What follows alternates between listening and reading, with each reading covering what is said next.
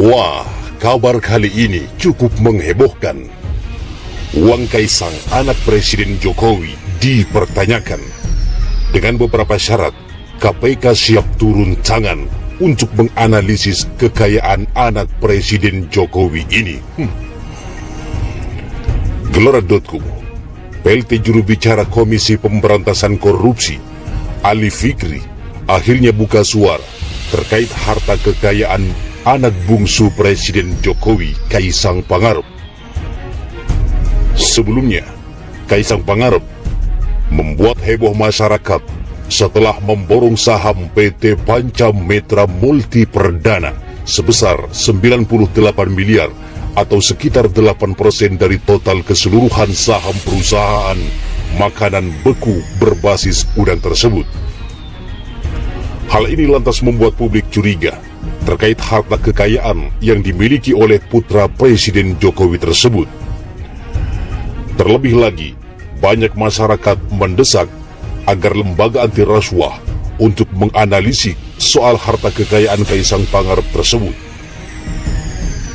KPK mengajak semua pihak yang mengetahui adanya dugaan tindak pidana korupsi agar bisa mengadukannya kepada KPK, ujar Ali Fikri kepada Genpi.co pada Jumat 17 Desember.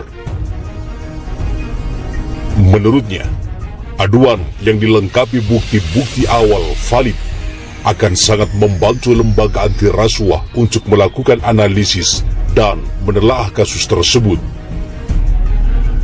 KPK memastikan akan menindaklanjuti setiap laporan masyarakat tersebut dengan terlebih dahulu melakukan verifikasi dan telaah terhadap data laporan, kata Ali Fikri.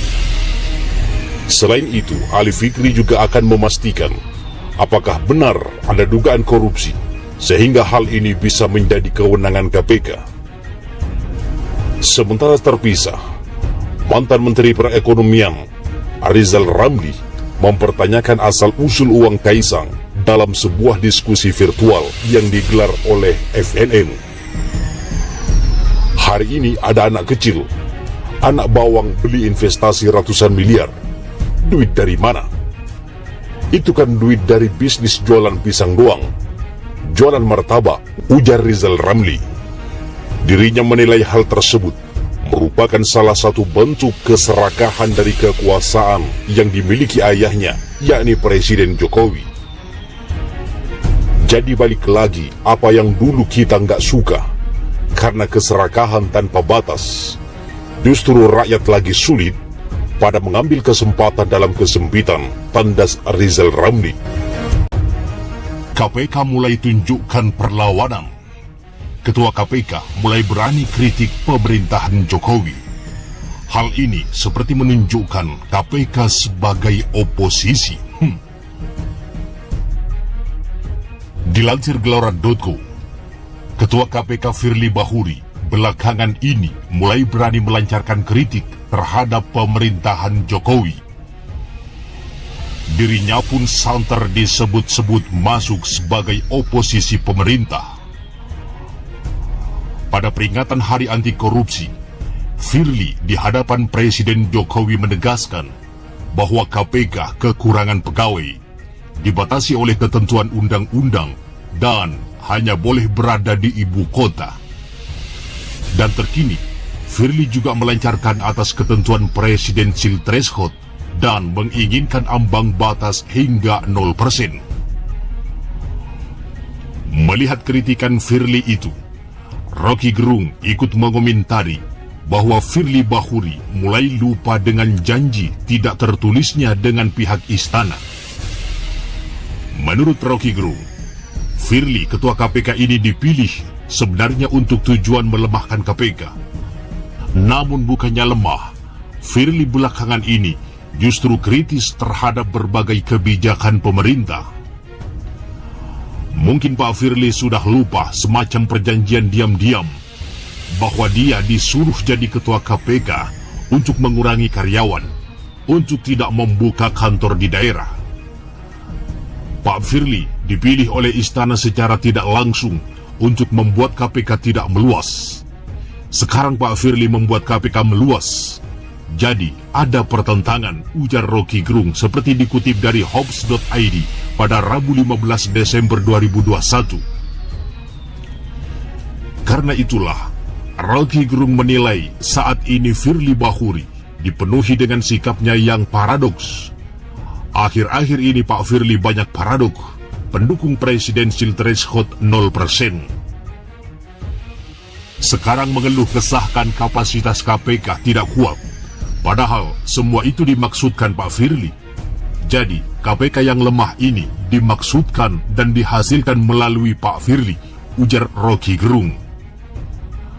Rocky Gerung menilai apa yang terjadi saat ini sebagai hal yang positif, sebab Firly sedang memulihkan akal sehatnya. Jadi tetap kita anggap positif. Artinya beliau dalam hari-hari terakhir ini sedang memulihkan akal sehat sendiri. Jadi kita dukung juga keluh kesah Pak Firly ini, imbuh Rocky Gerung. Meski demikian, Rocky Gerung mengaku sempat kaget dengan ketua KPK ini, sebab pernyataannya seperti menegaskan berada pada oposisi. Ini seperti petir di siang bolong pernyataan Pak Firly, karena tidak mungkin orang menganggap Firly bisa mengucapkan hal tersebut, jelas Rocky Gerung. Sementara Ketua KPK Firly Bahuri dianggap sudah menemukan sumber korupsi di Indonesia, yakni berawal dari ambang batas pencalonan presiden, presidensial threshold 20%, yang mengakibatkan biaya politik mahal.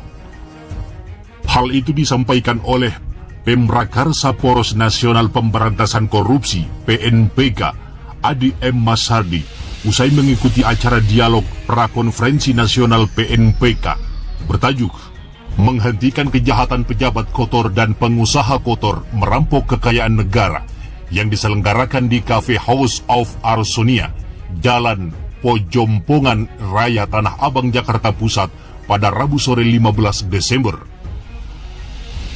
Saya menghormati Pak Firly sudah menemukan sumber korupsi di Indonesia, yaitu di sektor pemilihan umum, di sektor elektoral, dan biang dari semua masalah tersebut ada di presidensial threshold, ujar Adi kepada kantor berita politik Ermulu. Adi memandang gagasan Firly Bahuri terkait presidensial threshold menjadi langkah awal bagi bangsa Indonesia untuk bisa menyelesaikan persoalan korupsi.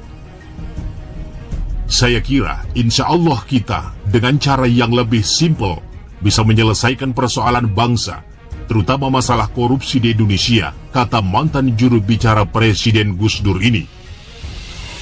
Maka dari itu, Adi Masardi berharap gagasan Firly bisa didukung oleh banyak pihak, karena pada dasarnya apa yang disampaikan Ketua KPK jelas mengungkap akar permasalahan dari rasuah yang terjadi di pemerintahan yang selama ini terjadi.